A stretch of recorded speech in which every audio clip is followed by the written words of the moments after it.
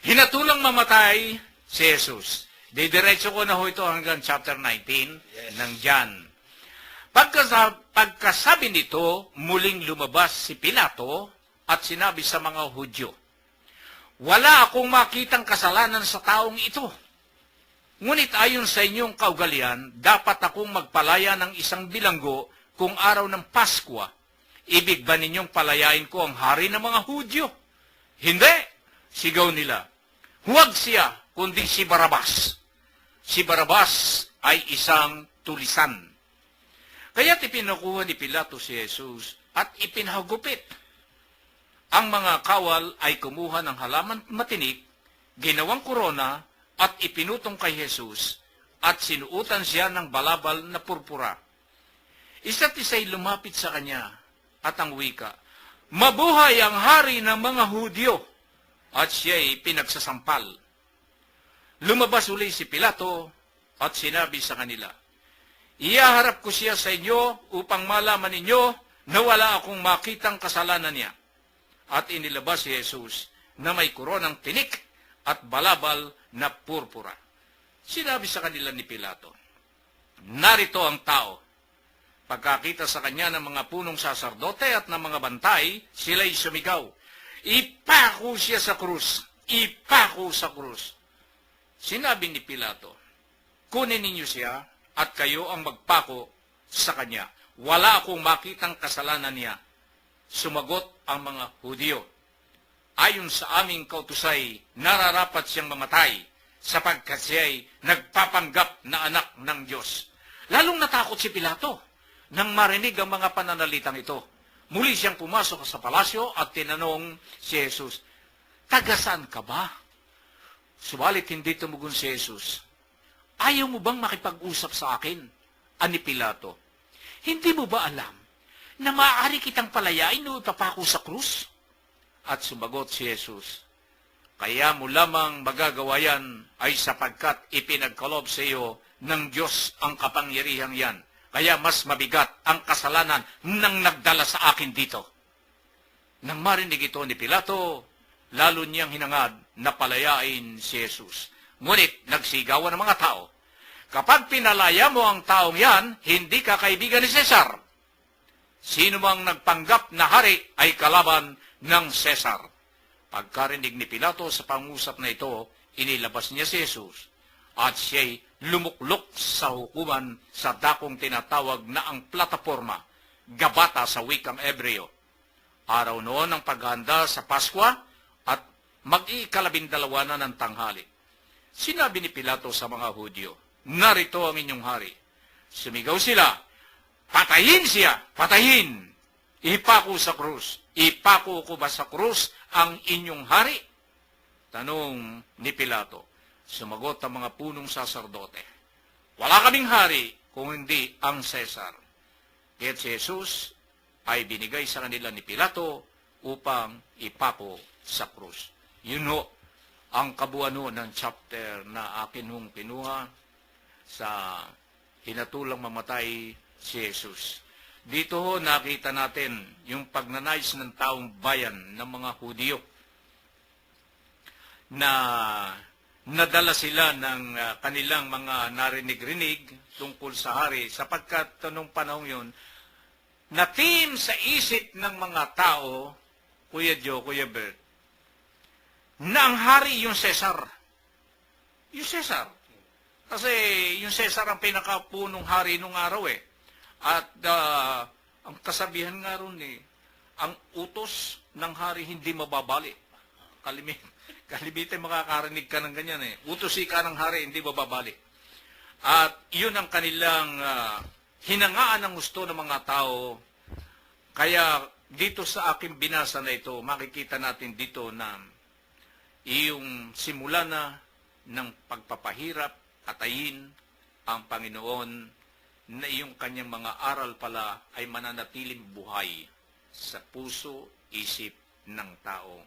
Sapagkat nung dumating na ang mga henerasyon by henerasyon sa pamamagitan ng mga propeta, sa pamamagitan ng mga alagad na kanyang iniwan, pinalaganap yung pagiging hari niya na hindi hari ng mga bansa ng mundong ito kung hindi hari sa kalangitan ang ipinakipaglaban dito ng mga apostol hanggang sa kasalukuyan. Kaya sinabi mo kanina yung Christ the King, Kuya Bert. Yung, Sa linggo yun. Sa linggo, Christ the King. Sa 22. Kuya Jo, bigyan nga po ninyo kami rito ng inyong sinopsiya sa binasa kong ito. Mga kapatnubay, hinatulang mamatay si Jesus. Ano po ba ang ginawang kasalanan ng ating Panginoon upang siya'y hatulang mamatay? Kasalanan po bang magsalita sa katotohanan? Kasalanan po bang ituro ang hindi dapat gawin upang hindi magkasala? Kasalanan po bang sabihin ang magmahalan ng lahat upang makamit ang kaligtasan? Wala po akong makitang dahilan liban sa sinabi ng ating Panginoon na siya'y nagmula sa Diyos.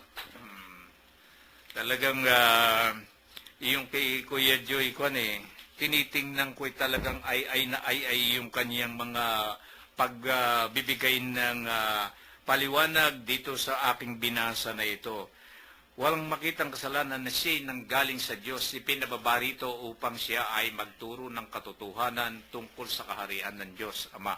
Iyon ang hindi matanggap ng mga tao noon.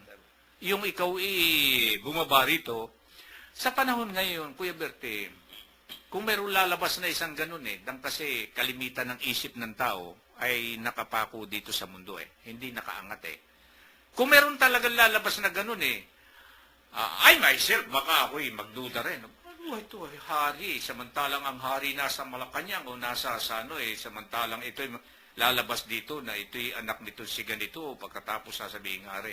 Yun ang hindi matanggap ng mga tao, yung paniniwalang yun, na ang isang hari nagbuhat sa isang angkan na mahirap lamang at pagkatapos ngayon kikilalin ng mga tao. Kaya yung mga tao sumisigaw, yun ang nagpako. Yun ang nagpapako sa Panginoong Yesus.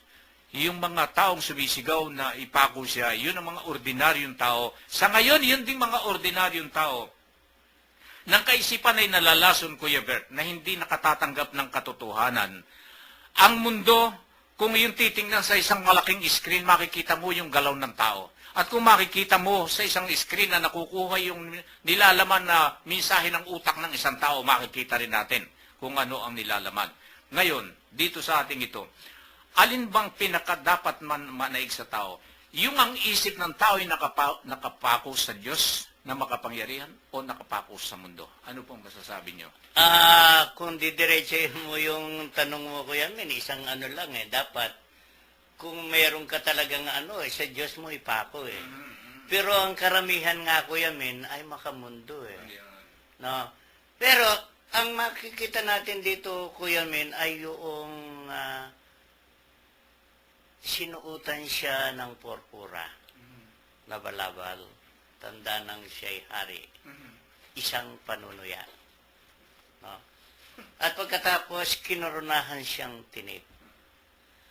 Alam mo, Kuya Min, ayon sa mga dalubhasa sa kasulatan, ang pumasok na mga tinik na korona sa Panginoon ay hindi biro, napakalalim ng sugat. Siguro kung titingnan natin, bakit nga ba ganon ang dinanas ng isang ulo, ng isang Diyos? Bakit tinanggap niya? Kasi, Kuya Min, siya ngayon lamang maraming nag-iisip ng iba't ibang kasamaan na tumutubo sa tao, na nagdudulot ng kapinsalaan sa kanyang kapwa. Ito ang mga tinatanggap na parusa ng Diyos. Ito ang tinanggap ng ating Panginoon, na ang mga kaisipan na napakasama ng tao ang siyang nagdulot ng napakalaking sakit na dinanas ng isang banal na ulo ng anak ng Diyos. na sa kapanahonan natin. Alisin natin sa ating kaisipan ang anumang masamang balak